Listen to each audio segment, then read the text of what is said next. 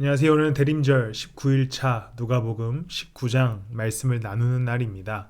오늘 말씀 중에 우리가 함께 나누고 싶은 이야기는 성전 정결 사건, 성전 척결 사건이라고 불리는 이야기입니다. 예수님께서 예루살렘 성전에 들어가셨다가 그곳에서 장사하는 사람들을 보시고 분노하셔서 뒤엎으셨던 사건입니다.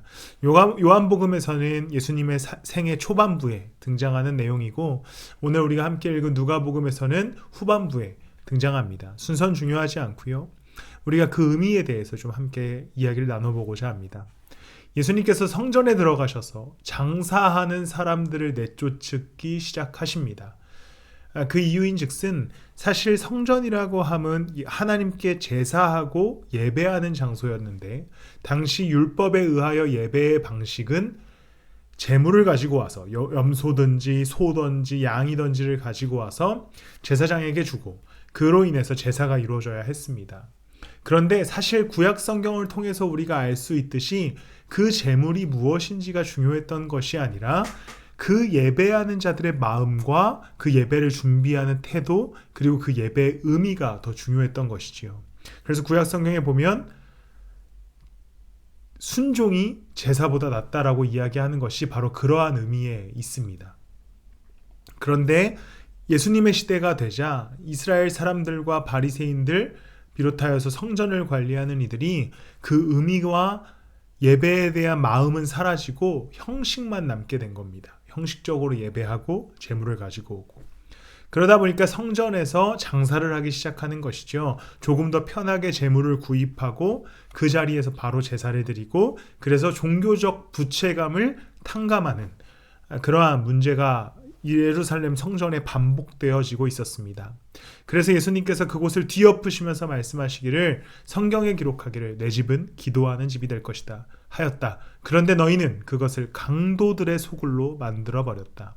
성전은 하나님께 예배하고 제사드리고 기도하는 집이어야 했는데, 이스라엘 백성들이 그들의 신앙이 무너지고 하나님을 향한 믿음이 사라지자 거기를 형식적으로 예배하는, 장사하는 강도들의 소굴로 만들어버리게 됩니다. 고린도전서 3장 16절에 아주 중요한 말씀이 기록됩니다. 여러분은 하나님의 성전이며 하나님의 성령이 여러분 안에 거하신다는 것을 알지 못합니까? 이제 성전은 우리의 삶, 우리 스스로가 되었습니다. 그렇다면 우리의 성전은 어떠한 성전이 되어야 하겠습니까? 예수님께서 말씀하셨던 것처럼 우리의 성전은 기도하는 집이 되어야 합니다.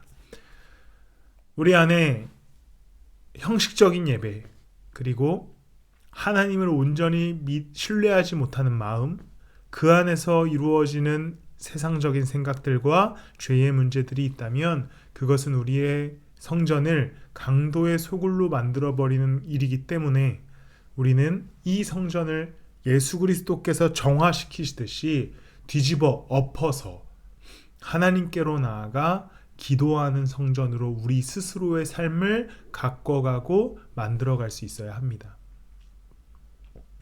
사랑하는 성도 여러분, 우리는 하나님의 성전입니다. 성전은 예배하는 곳이지요. 예배는 형식이 중요한 것이 아니라, 제물이 중요한 것이 아니라 순종하여 하나님께 예배하는 것이 중요한 것입니다.